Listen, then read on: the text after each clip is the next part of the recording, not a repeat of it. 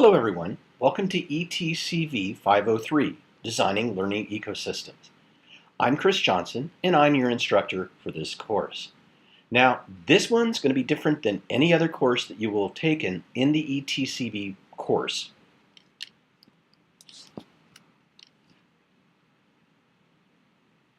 Hello everyone, welcome to ETCV 503, Designing Learning Ecosystems. My name's Chris Johnson and I'm your instructor for this course. And this course is going to be different than any of the others that you've taken in the ETCV program. In that, basically, there is only one project in the course. I'll talk about that in a little bit more detail in just a second.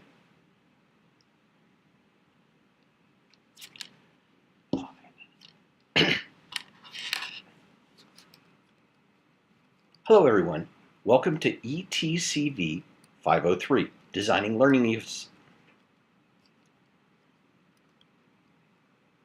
Hello everyone, welcome to ETCV 503, Designing Learning.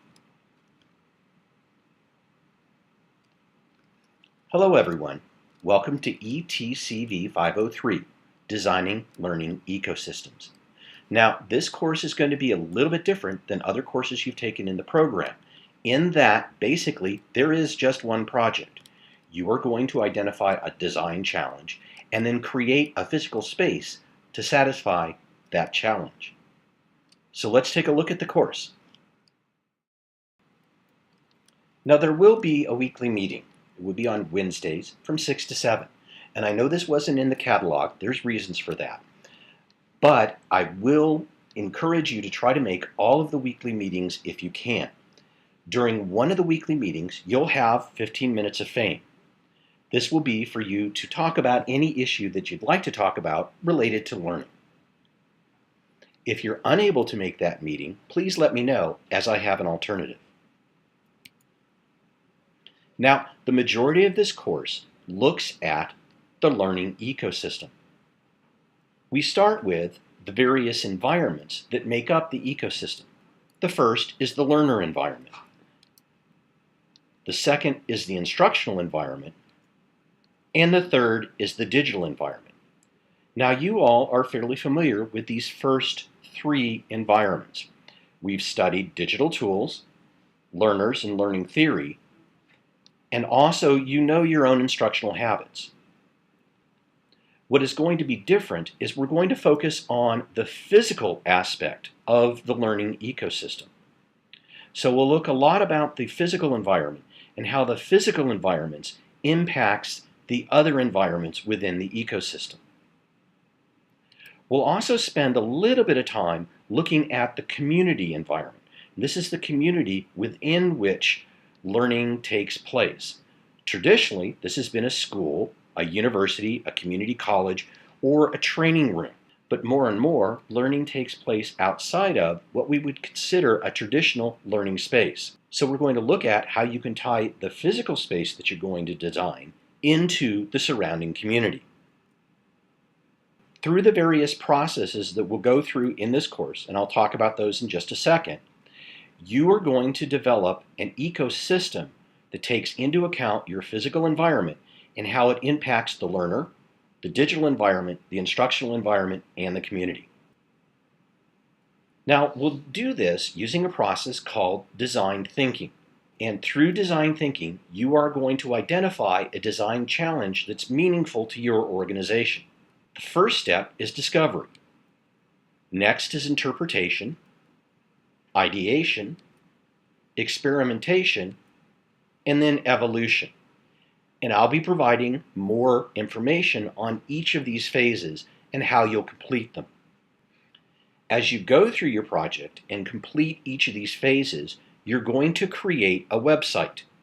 You can use a tool such as Wix or Weebly or WordPress. And if you haven't ever created a website before, I'll be providing you with resources and also help. It is my expectation that you'll complete your project in a team.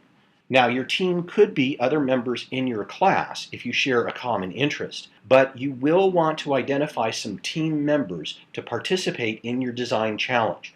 This will become more evident when you read through the resources that I'm providing on how to conduct design thinking. So you'll come up with an overall project that is a mock-up of a physical learning space, along with a budget, a communication plan, and a detailed description of what your space is going to look like, including the furniture, the lighting, the color scheme, all of the things that go into a physical learning environment. Now let's take a quick minute to look at the course. When you first enter the course, it'll look like most of the other courses that you take it with me. You'll want to start with the general course information, begin with the course here, read through the syllabus, navigation, submitting a project, and then there will be projects appearing down this right-hand side as they're released. The first one is the course overview. So during the first week, you should look at class participation, make sure that you do an introduction in the introduction forum, and look at the online meetings for your 15 minutes of fame. You will then want to read through the course overview and the information on the learning ecosystem. In coming weeks, I will be releasing materials on the design challenge, learning more about learning space design, and how you will complete your design project. As always, there'll be a final reflection. So in this course, you may feel very much alone and very lost at sea.